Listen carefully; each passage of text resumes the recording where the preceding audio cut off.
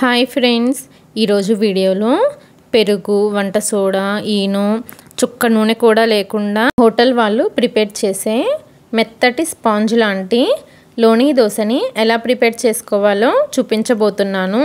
ఈ దోశ అయితే నోట్లో పెట్టగానే వెన్నలా కరిగిపోతుందండి. అంత సాఫ్ట్గా ఉంటుంది. టేస్ట్ అయితే చాలా బాగుంటుందండి. తప్పకుండా మీరు కూడా ట్రై చేయండి.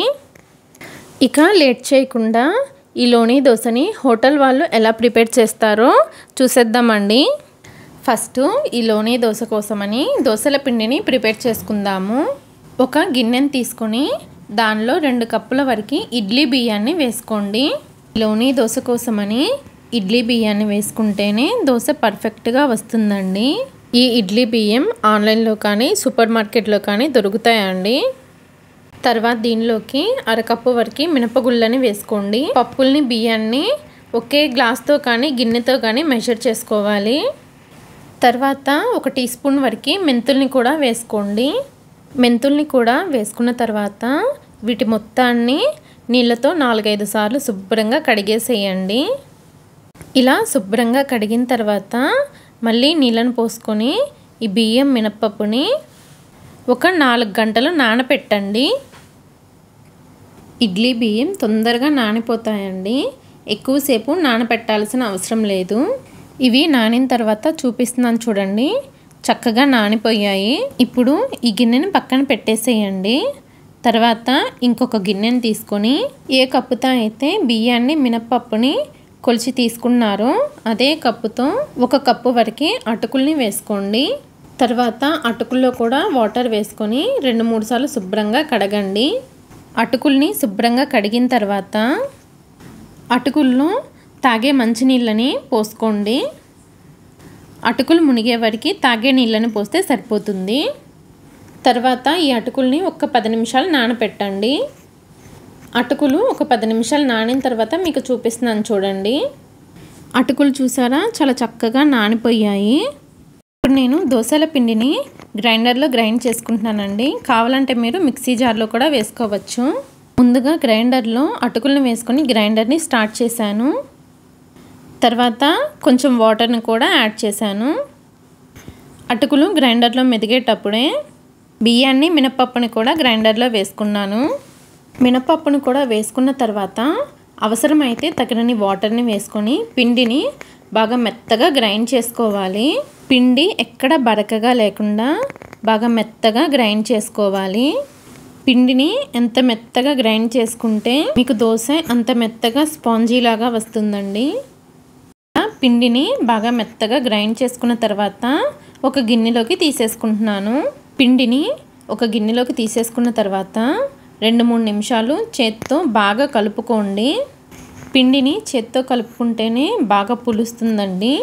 పిండిని ఇలా 2-3 నిమిషాలు చేత్తో బాగా కలుపుకున్న తర్వాత మూత పెట్టి ఒక ఫుల్ నైట్ లేదా 8 గంటలు ఫర్మెంట్ చేయాలి.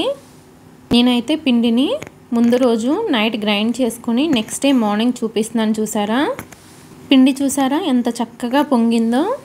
పిండి ఇలా పొంగితేనే దోశ మనకి పర్ఫెక్ట్గా వస్తుంది. ఇలా పొంగిన పిండిని ఎలా పడితే అలా కలపకుండా నెమ్మదిగా ఒకే డైరెక్షన్లో కలపండి. పిండిని ఎలా పడితే అలా కలపడం వలన దోశలు గట్టిగా వస్తాయండి. పిండిని ఇలా కలుపుకున్న తర్వాత మీకు కావలసినంత పిండిని వేరొక గిన్నెలోకి తీసుకోండి. మిగిలిన పిండిని ఫ్రిడ్జ్లో పెట్టారంటే ఈ పిండితో 2-3 రోజుల వరకు దోశల్ని వేసుకోవచ్చు. ఇలా కావలసినంత పిండిని ఒక గిన్నెలోకి తీసుకున్న తర్వాత దీనిలోకి రుచికి తగినంత ఉప్పుని వేసుకోండి. అవసరం అనిపిస్తే పిండిలో కొద్దిగా వాటర్ని వేసుకొని వీడియోలో నేను చూపిస్తున్నాను కదా, ఈ కన్సిస్టెన్సీలో పిండిని రెడీ చేసుకోండి. ఇలా రెడీ చేసుకుంటేనే దోశ మనకి పర్ఫెక్ట్గా వస్తుంది. మనకి దోశ వేసుకోవడం కోసమని దోశల పిండి రెడీ అయిపోయింది.